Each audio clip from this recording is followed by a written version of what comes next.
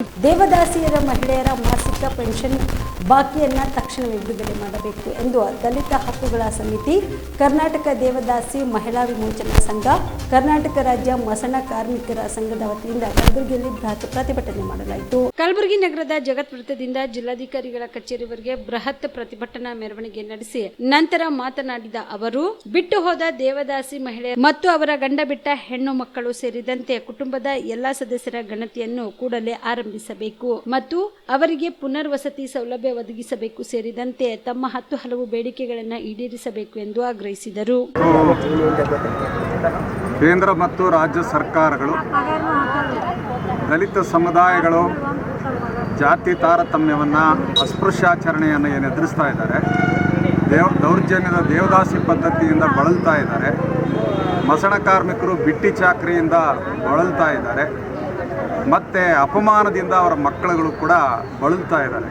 So ಈ ಅಪಮಾನ ಮತ್ತು ಈ ಒಂದು ದೌರ್ಜನ್ಯದಿಂದ ಬಿಡುಗಡೆ ಆಗಬೇಕು ಅಂತೇಳಿ ಹೋರಾಟವನ್ನು ನಾವು ನಡೆಸ್ತಾ ಇದ್ದೀವಿ. ಕಳೆದ 75 ವರ್ಷಗಳಿಂದ ಕೇಂದ್ರ ಸರ್ಕಾರ ಆಗಲಿ ರಾಜ್ಯ ಸರ್ಕಾರ ಆಗಲಿ ದಲಿತರಿಗೆ ಸ್ವಾವಲಂಬಿ ಬದುಕನ್ನು ಕೊಡದೇ ಇರೋದ್ರಿಂದ ಸ್ವಾವಲಂಬಿಗಳಾಗೋದಕ್ಕೆ ಅಗತ್ಯವಾಗಿರ್ತಕ್ಕಂಥ ಭೂಮಿ ಮತ್ತು ಸಾಲ ಸೌಲಭ್ಯವನ್ನು ಕೊಟ್ಟು ಅವ್ರ ಕಾಲ ಮೇಲೆ ಅವ್ರು ನಿಲ್ಲಿಸೋದಕ್ಕೆ ಸಾಧ್ಯ ಆಗದೇ ಇದ್ದಿದ್ದರಿಂದ ಇವತ್ತಿಗೂ ಕೂಡ ದಲಿತರ ಮೇಲೆ ದೌರ್ಜನ್ಯಗಳು ಮುಂದುವರೆದಿದ್ದಾವೆ.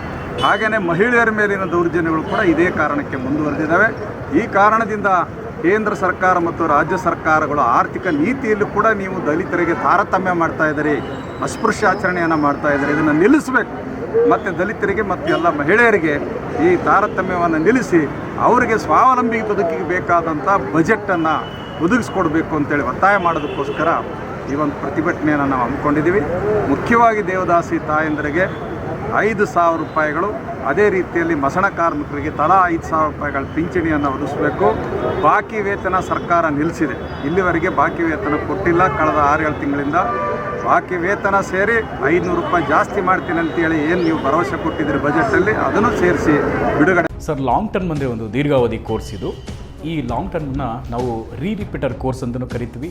ನಮ್ಮ ಎಕ್ಸೆಲ್ ಅಕಾಡೆಮಿ ಸಂಸ್ಥೆಯಿಂದ ನೀಟ್ ಲಾಂಗ್ ಟರ್ಮ್ನ ಕೊಡ್ತೀವಿ ಮತ್ತು CET ಲಾಂಗ್ ಟರ್ಮ್ನ ಕೊಡ್ತೀವಿ. ಸರ್, ಮಕ್ಕಳು ಎಷ್ಟೇ ಓದಿರಲಿ ಅವ್ರಿಗೆ ಟೈಮ್ ಮ್ಯಾನೇಜ್ಮೆಂಟ್ ಅನ್ನೋದು ಪ್ರಾಕ್ಟೀಸ್ ಮಾಡಲಿಲ್ಲ ಅಂದರೆ ಫೇಲ್ಯೂರ್ ಆಗೋದು 50% ಅಲ್ಲೇ ಫೇಲ್ಯೂರ್ ಆಗ್ತಾರೆ. ನೀಟಲ್ಲಿ ರ್ಯಾಂಕ್ ಬರೋದು ಮತ್ತು CETಲಿ ರ್ಯಾಂಕ್ ಬರೋದು 100% ಗ್ಯಾರಂಟಿ ಆಗ್ತದೆ. ಅದಕ್ಕೆ ನಮ್ಮ ಒಂದು ಎಕ್ಸೆಲ್ ಸಂಸ್ಥೆಯಿಂದ ಈ ಒಂದು ಕಾನ್ಸೆಪ್ಟ್ನ ಹೇಳ್ಕೊಟ್ಟು ಮಕ್ಕಳಿಗೆ ಹೈಯೆಸ್ಟ್ ಸ್ಕೋರ್ ತೆಗ್ತಾ ಬರ್ತಾ ಇದ್ದೀವಿ. ಸರ್, ನಮ್ಮ ಎಕ್ಸೆಲ್ ಅಕಾಡೆಮಿ ಸಂಸ್ಥೆಯಲ್ಲಿ ಮಾತ್ರನೇ ಒಂದು ಡೈಲಿ ಟೆಸ್ಟ್ ಕಂಡಕ್ಟ್ ಮಾಡೋದು. ಪ್ರತಿ ಸರಿ ಪೇರೆಂಟ್ಸ್ ಹತ್ರ ಮಾತಾಡ್ಬೇಕಾದ್ರೆ ಸೀಟ್ ತಗೊಂಡ್ ಬರ್ತೀವಿ ಕನ್ಫರ್ಮ್ ಆಗಿ ಅನ್ನೋದೇ ಲಾಸ್ಟ್ ಅಥವಾ ಫಸ್ಟ್ ಡೈಲಾಗ್ ಆಗಿರುತ್ತೆ. ಅಷ್ಟೊಂದು ಇನ್ಕ್ರೀಸ್ ಆಗಿದೆ 2 ವೀಕ್ಸ್ ಅಲ್ಲಿ. ಇವಾಗ ನಾವು ಹೆಣ್ಮಕ್ಳು ಹಾಸ್ಟೆಲ್ ಹತ್ರ ಇದ್ದೀವಿ. ಇದು ನಮ್ಮ ಹೆಣ್ಮಕ್ಳು ಹಾಸ್ಟೆಲ್. ಇದು 7 ಫ್ಲೋರ್ ಬಿಲ್ಡಿಂಗ್. ಇದರಲ್ಲೇ ಕೋಚಿಂಗು ಪ್ಲಸ್ ಹಾಸ್ಟೆಲ್ಲು ಒಂದು ಇದರಲ್ಲೇ ಇರುತ್ತೆ, ಒಂದೇ ಬಿಲ್ಡಿಂಗಲ್ಲೇ. ಇದು ಒಳಗಡೆ ಡೈನಿಂಗ್ ಹಾಲು ಮತ್ತು ಅಕಾಮಿಡೇಷನ್ ಎಲ್ಲ ಕ್ಲಾಸ್ ರೂಮ್ ಎಲ್ಲ ಇದರಲ್ಲೇ ಪ್ರೊವೈಡ್ ಮಾಡಿರ್ತೀವಿ. ನಾವು ರೂಮಲ್ಲಿ 4 ಜನ ಇರೋ ಥರ ನಾವು ಅರೇಂಜ್ ಮಾಡಿರ್ತೀವಿ. ಅವ್ರ ಕಬೋರ್ಡು ಕೂಡ ಅವ್ರಿಗೆ ನಾವು ಪ್ರೊವೈಡ್ ಮಾಡಿರ್ತೀವಿ ಅವ್ರಿಗೆ. ಸೊ ಹೈಜೆನಿಕ್ ಮೇಂಟೈನ್ ಮಾಡಿರ್ತೀವಿ.